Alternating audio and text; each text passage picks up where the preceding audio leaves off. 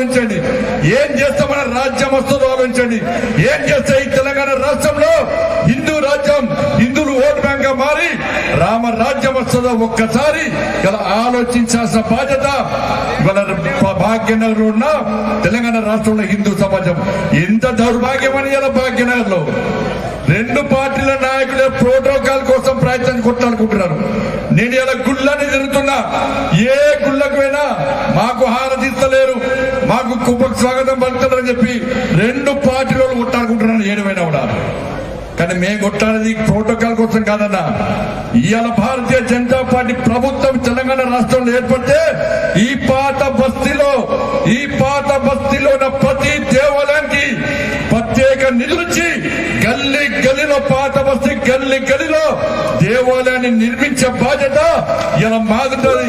ఇక్కడ ఏ పండుగ చేయాలని కూడా వాళ్ళను వీళ్ళను పైసలు అడుకొని ఉత్సవాలు చేసుకునే పరిస్థితి ఈ తెలంగాణ రాష్ట్రంలో వచ్చిందంటే హిందువుల బతికేందో ఒక్కసారి వచ్చిన అయ్యా పాంచన్ మేము జాతర చేసుకుంటాం, అయ్యా పాంచన్ మేము బోనాలు చేసుకుంటాం, అయ్యా పాంచన్ మేము గణేష్ నవరాత్రి ఉత్సవాలు చేసుకుంటాం, అయ్యా పాంచన్ హనుమాన్ జయంతి ఉత్సవాలు చేసుకుంటాం, మాకు పైసలు ఇయ్యా అని చెప్పి ప్రభుత్వాలను అడుక్కునే పరిస్థితి రావడం ఎంత సిగ్గుచేటో ఒక్కసారి ప్రతి హిందూ భాగ్యంలో ఉన్న ప్రతి హిందువు ఇలా గుండె మీద చేసుకుని ఆలోచించిన నా దగ్గరికి వచ్చిన చాలా మంది అన్నా మా దేవాలయానికి పైసలు లేవన్నా, ప్రభుత్వంపై ప్రభుత్వాలు మారుతున్నాయన్నా, పైసలు ఇస్తలేరన్నా, మేమే ఆస్తి పాస్తులు అనుకోని మా గోల్డ్ అమ్ముకొని ఇలా అప్పులై ఇలా ఉత్సవాలను నిర్వహించుకునే పరిస్థితి వచ్చిందన్నా అని చెప్పంటే ఇలా మనం ఎక్కడున్నావు, హిందువుల బతుకు ఏ విధంగా బర్బాద్ అవుతుందో ఒక్కసారి ఆలోచన. ఎవరిని అన్నా పైసలు అరే పాత బస్సులో ఎవరు టాక్సీ కడుతున్నాడు, ఎవరు కరెంటు బిల్లు కడుతున్నాడు, ఎవరు ఇంటి పన్ను కడుతున్నాడు, ఎవరు పైసలు ఇస్తే పాత బస్సులో బతుకుతున్నారో ఒక్కసారి హిందూ సమాజం ఆలోచించండి.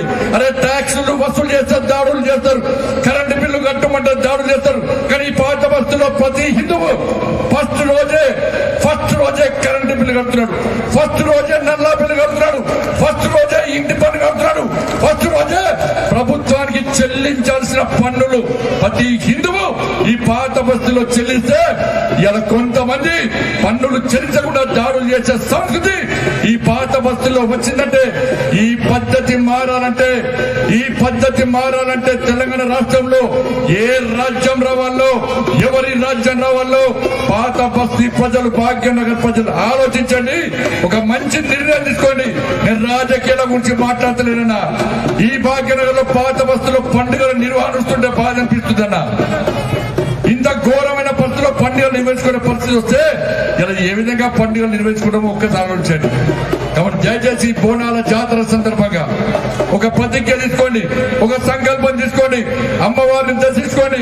నువ్వు బాగుండాలని కాదన్నా, నా కుటుంబం బాగుండాలి కాదన్నా, హిందూ సమాజం బాగుండాలి, హిందూ ధర్మ రక్షణ జరగాలి, హిందూ దేవులకు ఆపద వస్తే, హిందూ సమాజానికి ఇబ్బందులు వస్తే, సనాతన ధర్మం అవమానపడితే నేను హిందూగా నా ధర్మ రక్షణ కోసం, నా సనాతన ధర్మం కోసం, నా హిందూ సమాజం సంఘటన కోసం నేను ముందొచ్చి యుద్ధం చేస్తా అని చెప్పి సంకల్పం తీసుకొని అమ్మవారిని మొక్కిన వాడే నిజమైన హిందూ అవుతాడు తప్ప నేను బాగుండాలి, నా కుటుంబం బాగుండాలి చెప్పి కోరుకునే వారి కోరికను ఆ తల్లి తీర్చదన్నా. అందరూ సర్వే జన సుఖినోభవంతని చెప్పి లోక కళ్యాణార్థం కాకించే ధర్మమే నా హిందూ ధర్మం. కాబట్టి మీరందరూ ఒక పండుగ వాతావరణంలో ఈ రోజు ఈ బోనాల జాతరను నిర్వహించుకుంటున్న సందర్భంలో ఒక్కసారి మంచి ఆలోచనతో ముందుకు రండి.